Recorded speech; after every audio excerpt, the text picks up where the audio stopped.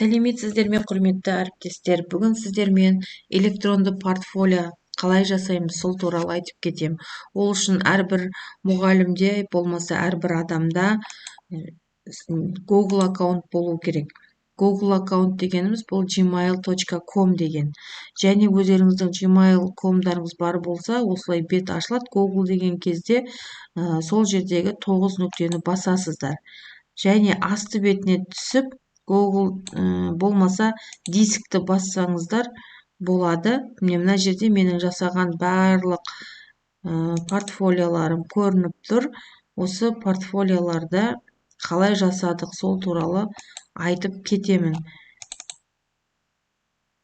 Мінекей, осы жердегі портфолио сияқты қалай жасадық, мына жоғары жағына мән беріп атсаңыздар, мен туралы ақпарат, өзім туралы ақпарат, және менің жетістіктерім дегенде мыналарға қарағанда ерекше болып тұр.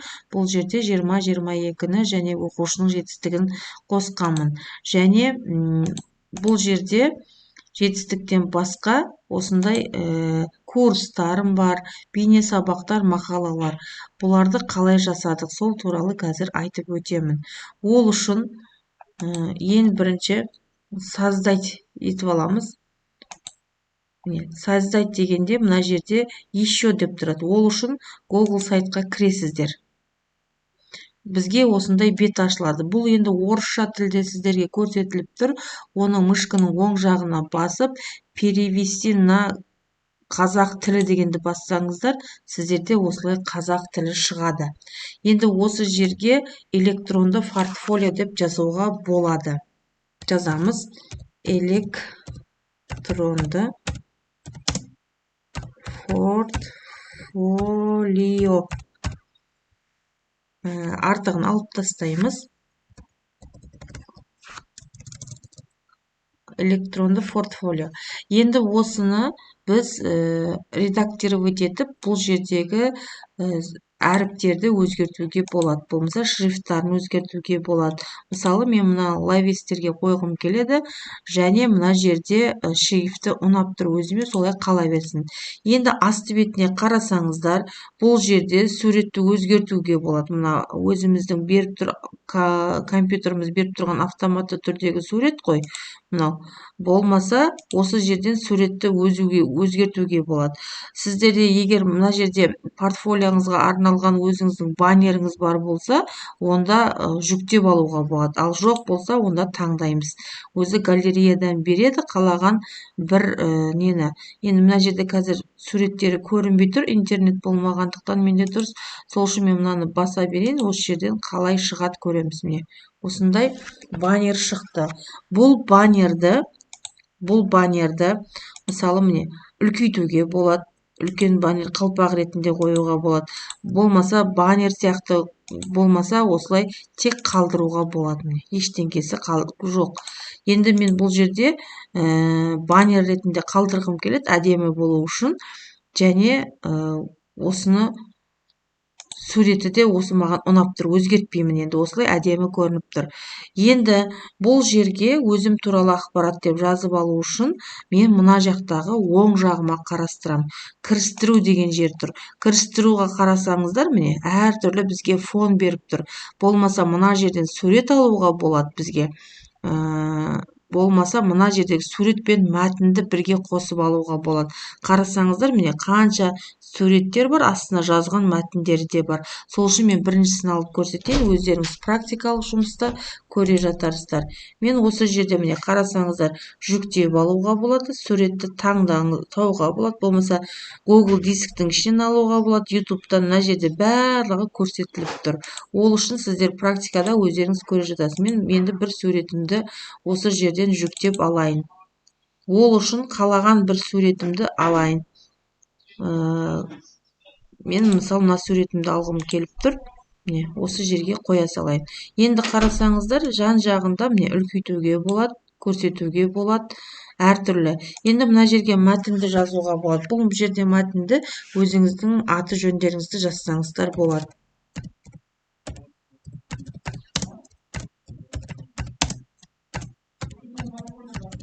Міне, осылай жазуға болады. Енді осыны ерекшелеп алып, мына жердегі шрифттар әдемі көріну үшін осыларды қолдансақ болады. Қалаған өзіңізге ұнайтын мәтіндерді осылай қойсаңыздар болады. Мен мына жерде енді бәрі біркелікті болып шығу үшін лапстерді қоя саламын. Және мына жерде шрифтті кішкене үлкейтемін. Кішірейтемін. Міне сонда бір бетке түсті. Енді мына жерге мәтінді жазамыз. Бұл жерде мәтінді өзіңіз туралы жазасыз.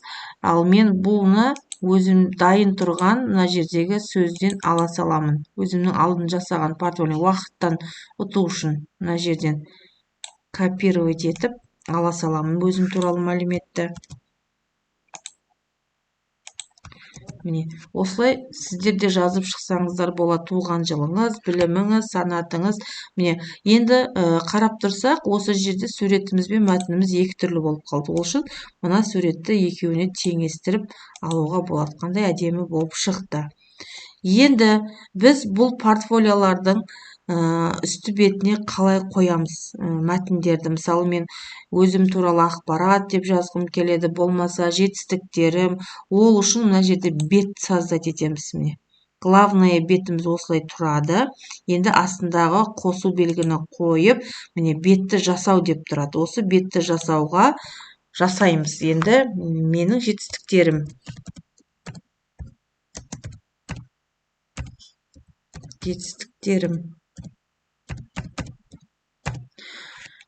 Міне, дайын деген сөзді басасыздар. Енді мына жерде қарап тұрсаңыздар, 3 точканы көріп тұрсыздар. Осы жерге мен тағы дополнительный не қосасам, қосалқы бөлім.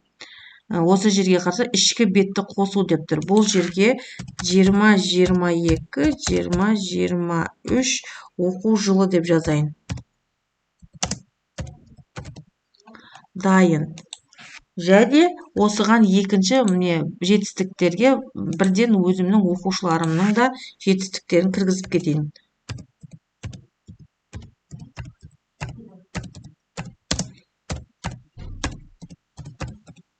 Оқушылардың жетістіктері. Осылай жазып дайын қыласыз. Міне бір портфолияның ішінде, қарасаңыздар, бассаңыздар, осылай екі түр шығады. Енді бұл жерге бассақ, міне, бұны әдемілейміз енді. Бұлай шрифт сызуға болады, қосуға болады. Осылай әдемі болып тұрады. Мына жерде енді басқаша фонға өткізіп көрейін мен. Міне, осындай әдемі қылып жасауға болады.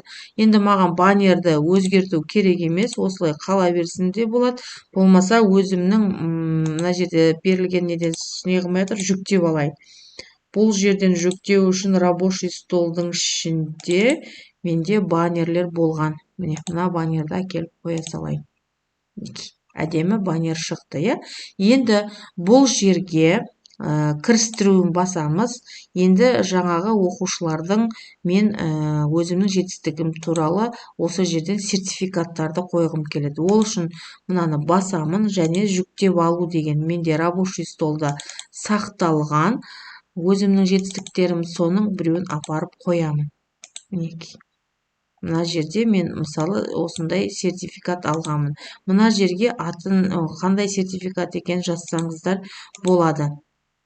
Енді келесі екінші немді де солай сол жерден ала салайын. Алдым. Бұның өзгертуге болады. Осылай жасай бересіздер.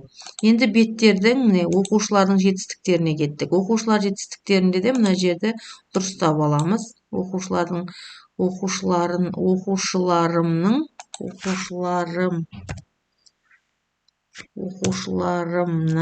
жетістіктері. Әзір мынаны кішірейтейік кішкене. Және мына жерге мен шрифті өзгертейін. Енді мен бұл жерге бір баннер әкеліп қояйын. Баннерді өздеріңіз қалағанша алсаңыздар болады. Және жүктеп қойған болсаңыз, жүктеп алған жерден алуға болады. Мен өзім осы баннерді қойғым келіп тұр. Енді қарасаңыздар, кішкене шығып кетті. Бұлай жөндеуге болады. Міне, әдемі көрініп тұрады. Енді оқушы жетістіктеріне де өзіңіздің кірістіру батырмасын басасыздар. Және бұл жерге енді оқушыларымның жетістіктерін әкеліп қояйын. Бұл жерде оқушылардың жетістіктері де осы жобаның ішінде тұру керек. Мінекей.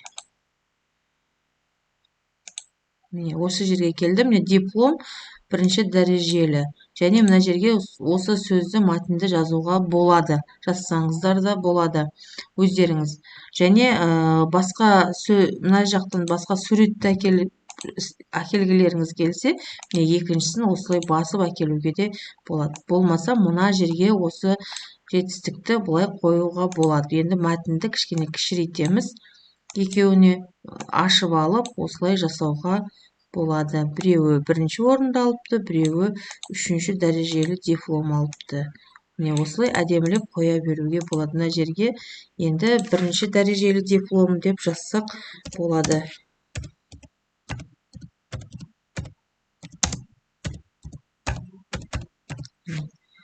Осылай жазуға болады. Және бұның шрифтін болмаса, бұны астына мышканы басып тұрып, осылай әкелсек те болады. Енді осыны созсақ та болады. Мінекей. Енді бұны әдемі болу үшін жаңағыдай өзіміздің шрифттарымызды өзгертуге болады. Және әдемі шығу үшін ортаға әкеп қойсақ, әдемі кетті. Енді тағы бет ашамыз. Біз бұл бет енді кетті. Бізге осы жерде шатасып кетпеңіздер. Бұл менің жетістіктерім үшін үш нүктенің несінен точканың ішінен алынды. Мына үшеуі менің жетістіктеріме кіретін болғасын біріктірдім. Енді жаңадан бет ашамын. Жаңадан ішкі бет ашамыз. Міне. Оны мен өзімнің жаңағы мақала деп жазайын. Мақалалар. Дайын. Мына жерден бөлек шығып кетті. Көрдіңіздер ме? Бұны удалить етеміз.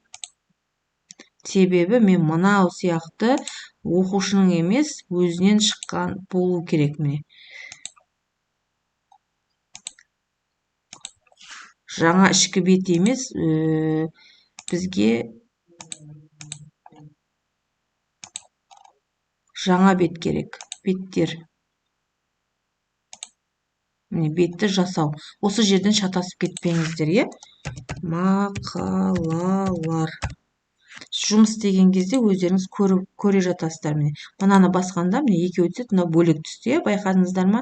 Енді осы мақаланы, міне, бізге шықты баннері. Бұл жерде де жаңағыдай бәрін өзгертіп аламыз. Уже түсініп алдыңыздар деп ойлаймын. Міне, мынаны бассаңыздар өзі шығады. Және мына жерден әдемі. Енді бұлар бір-біріне үйлесу үшін бірдей болып шығу керек бәрі. Енді мына жерге жүктеп, мен баннерді ауыстырайын. Әдемі болу үшін. Сіздерде осылай болмаса ары қарай бөлек-бөлек жасауға да болады. Мен мысалы мынаны ала салайын. Баннерге, міне, осындай мақала. Енді бұл мақалаларды мына жерден әдемілеп жасауға да болады, қарауға да болады, көрсетуге де болады. Өздеріңіз практикалық жұмыста көре жатарсыз. Енді мақалаларды қайдан аламыз? Кірістіру бетіне барамыз. Мақаланы біз PDF форматында сақтау үшін сақтаймыз PDF формасында. Сол үшін мына жерде тұрған дисктен аламыз. Себебі мына жерде PDF формасын оқымайды. Осы дискке салып қоясыздар. Және мына жерде недавно деген ең соңғы папкаңызда тұрады, міне, информатика бойынша.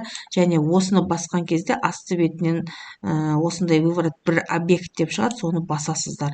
Сол кезде сіздің мақалаңыз осы жерге түседі автомат түрде. Мінекей. Осы жерлерге мұқият қарайсыздар осылай. Енді мына жерде атыменен жасауға болады, мәтінді мына жерге кіргізуге болады, осылай жазуға болады. Python бағдарламалау тілі деп жазып қойсақ та болады. Python бағдарламалау тілі. Осы жерден енді шрифтін өзгертуге болады. Әрбір сөзді жазған кезде осылай өздеріңіз сәндікке беріп отырасыздар, әдемі болу үшін. Енді мына жерден шрифтті алайық. Мысалы 48 бен алайық. осылай міне осылай қалдырсақ та болады, болмаса мышканың көмегімен мына жерге мен осылай қалдырғым келіп тұр. Суретті былай кішкене созуға болады, міне осылай көрсетуге болады. Енді мақаламыз кетті. Екінші бетіміз бізде көбінесе сұрайтын бұл бейне сабақтар. Бейне сабақтар бұл жерде көбінесе біз қазіргі таңда ашық сабақтарымызды осы жерге саламыз. Бейне сабақтар. Міне дайын. Енді бейне сабақтар дегенде міне осы біріне кетті баннер. Осы бір баннермен менде қала берсін, болмаса өздеріңіз өзгертсеңіздер болады. Асықпай жасауға болады. Мына жерден созып жіберсеңіздер болады, әдемі шығады. Енді әрбір жасап жатқан беттеріміз жоғары жаққа шығып жатыр, байқап жатсаңыздар. Енді мен бейне сабақтардың кірістіру батырмасын басамын да, енді кірістіру батырмасын басқанда асты бетіне түсем. Неге десеңіздер, мына жерде енді ютубқа салған сілтемені осылай жасаймын. Енді менде канал бар болғандықтан өзімнің фамилияменен теріп жазам. Болмаса сіздер өздеріңіздің сілтемелеріңізді терсеңіздер болады. Міне пусикке қоя саласыздар.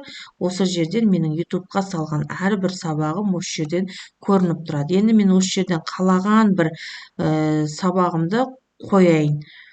Міне мысалы выбрать дейсіздер. Міне біздің ютубтағы сабағымыз келіп түседі. Енді бұны бұлай жылжытуға болады өздеріңіздің ыңғайлыңызға. Және екінші рет қойсаңыздар да болады. Бұл жерде менде бір сабақ болғандықтан мен бір сабағын қоя саламын. Қарап тұрсаңыздар, енді өте көп мына жердегі беттер бар. Мыналардың бәрін бірме бір қарауыңызға болады. Енді мен мына жерге түймені қоя салайын. Бұның түймені жазғанда мына жерде мынаны басыңыз, мынаны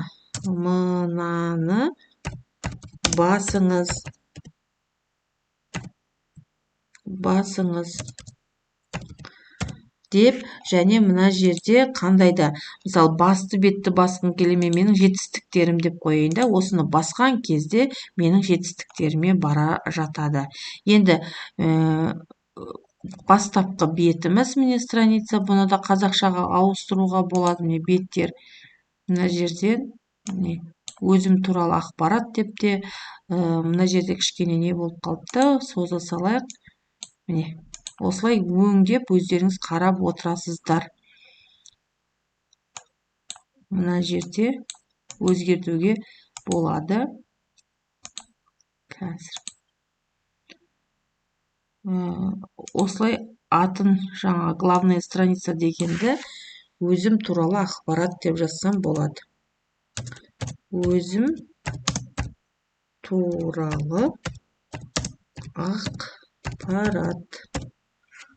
Дайын. Міне көрдіңіздер ме, өзгерді. Өзім туралы болғанда міне портфолияңыз шықты. Портфолио электрондары деп кетіпті ғой, тұра тұрыңыз. Электронды портфолио.